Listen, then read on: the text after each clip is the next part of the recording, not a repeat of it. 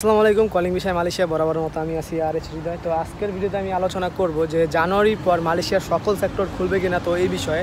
তো সম্প্রতি সময়ে সবাই জানেন, তো কমেন্টে তো বলেন ভাই আমরা সবাই জানি, তারপর আর কি বলবো, পাম বাগানের ভিসাটা খোলা, বাট এখনও এখানে কোনো কর্মী আসতে পারে নাই, শুধু কিছু কর্মী আসতে পারছে, যেটা আমরা নিউজও পাইছি বা নানান ইউটিউব চ্যানেলও দেখছি। তো এখন কথা হচ্ছে তারা কি আসতে পারবে কিনা প্লান্টেশনের ভিসাতে যারা নাম দিছিল।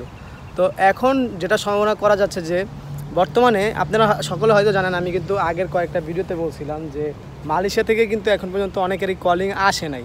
তো 25 তারিখের মধ্যে, যদি আগের একটা ভিডিওতে বলছি 25 তারিখের মধ্যে যদি আপনাদের ভিসা না আসে, তাহলে সেই ক্ষেত্রে এজেন্সির সাথে যে টাকা পয়সা দিয়ে লেনদেন করছিলেন ওই টাকাগুলো ফেরত নিয়ে নেন। তো আজকের ভিডিওতে আমি যেটা আলোচনা করবো সেটা হচ্ছে যে সম্প্রতি সময় একটা এজেন্সির নতুন ডায়লগ, সেটা হচ্ছে জানুয়ারির পর সকল ভিসা খোলার একটা সম্ভাবনা আছে। তো এটা কতটুকু আছে, তো এই বিষয় নিয়ে আমি আপনাদের কাছে আজকে আলোচনা করি। তো আপনারা কিন্তু এর আগে যখন মালয়েশিয়া বন্ধ হয়েছিল তাদের খবর কিন্তু জানেন, যারা 18,000 কর্মী, তো শোনা যেতেছে মালয়েশিয়া থেকে যে 18,000 কর্মীদের ব্যবস্থা করা হবে প্লান্টেশনের ভিসা বন্ধ হওয়ার পর। সেটা 31শে জানুয়ারির লাস্ট ডেট, যেটা প্লান্টেশন ভিসা বন্ধ হওয়ার। তো ধারণা করা যায় 31 তারিখের পরেই হয়তো 18,000 কর্মীরা আসতে পারবে। এটা 18,000 কর্মীদের জন্য একটা সুখবর। তো এখন কথা হচ্ছে এর আগেও কিন্তু প্লান্টেশনের ভিসা বন্ধ হয়ে যেতে পারে, কারণ প্লান্টেশনের ভিসার এখন বর্তমানে যে দুর্নীতি হইতেছে, আর মালয়েশিয়া এমন একটা কান্ট্রি, এখানে দুর্নীতি দেখলেই তারা কি করে, ভিসা বন্ধ করে দেয়। তো এখন এই সুযোগটাকে বাংলাদেশের কিছু রিক্রুটিং এজেন্সি কাজে লাগিয়ে বলতেছে যে ভাই এরকম আপনার জানুয়ারিতে সকল সেক্টর খুলে দিবে। তো এটাই আমি ভিডিওতে বলতে আসছি এই কারণে, যদি না বলি সেক্ষেত্রে দেখা গেছে আপনারা হয়তো প্রতারণায় পড়বেন, আর আমি চাই না কেউ প্রতারণায় পড়েন বা শিকার হন।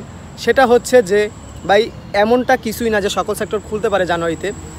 হ্যাঁ ভাই, সম্ভাবনা আছে, বাট জানুয়ারিতে খুলবে এমন কোনো সম্ভাবনা নাই, কারণ মালয়েশিয়াতে এখন কাজের অনেক সংকট। যারা মালয়েশিয়াতে আছে, আপনার যদি কোনো নিকট আত্মীয় স্বজন থাকে তাদের সাথে যোগাযোগ করে দেখতে পারেন। মালয়েশিয়াতে এখন অনেক কোম্পানি বন্ধ হয়ে গেছে, বা যারাও আছে তারা কিন্তু বর্তমানে হাপায় বেসিক বেতনে কাজ করতেছে, ঠিকমতো ওটি হচ্ছে না, অনেকে ন্যায্য মূল্যে বেতন পাচ্ছে না। তো ফেব্রুয়ারিতে শোনা যাচ্ছে যে বেসিক বেতন বাড়বে।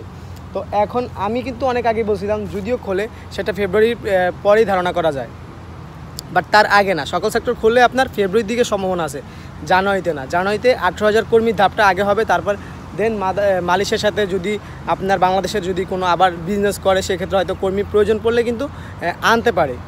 তো এটা আমি এই কারণে জানালাম। আমাকে কিছুদিন আগে ফোন করে বলতেছে ভাই, যে এজেন্সি বলতেছে আমি পাম বাগানের বিষয়টা এমনি তো আসতে ইচ্ছুক না, তো এজেন্সি আমাকে বলতেছে যে জানুয়ারিতে খোলার সম্ভাবনা আছে সকল সেক্টরে। তো জানুয়ারিতে আপনার যাদের পাসপোর্ট জমা দিয়ে রাখছে তাদেরকে বলতেছে যে জানুয়ারিতে আপনাদের ওই বিষয়ে কাজ করানো হবে। তো আমি এটা এখানে কিছু মানুষদের জিজ্ঞাসা করলাম বা রিচার্জ করলাম, যে আমরা তো মালয়েশিয়াতে আছি, আমরা তো মালয়েশিয়ার কিছু হাব জানি। তো এইখানকার যে ভাবসাব বা ভাবমূর্তি কোম্পানির, তো ওইটা ধারণা করে আমি আপনাদেরকে বললাম। এখন আপনি একটা কাজ করতে পারেন, আমার কথা যদি বিশ্বাস না হয় কমেন্টে এসে গালাগালি না করে, আপনার যারা পরিচিত পুরনো মালয়েশিয়াতে 10-12 বছর থাকে, বা যারা বর্তমানে আছে আপনার পরিচিত কোনো চেনা মুখ, তাদের সাথে একটু যোগাযোগ করে দেখতে পারেন তারা কি বলে। আমার কথার সাথে যদি তাদের কথাবার্তা যদি আপনারা মিল পান, সেক্ষেত্রে হয়তো ভাই সাপোর্ট করবেন আমাকে, কেন আমি এখানে আসছি আপনাদেরকে হেল্প করার জন্য। তো ভিডিও আজকের মতো এখানেই শেষ করব। তো আপনাদের কোন ধরনের ভিডিও দরকার হয় অবশ্যই কমেন্টে বলবেন।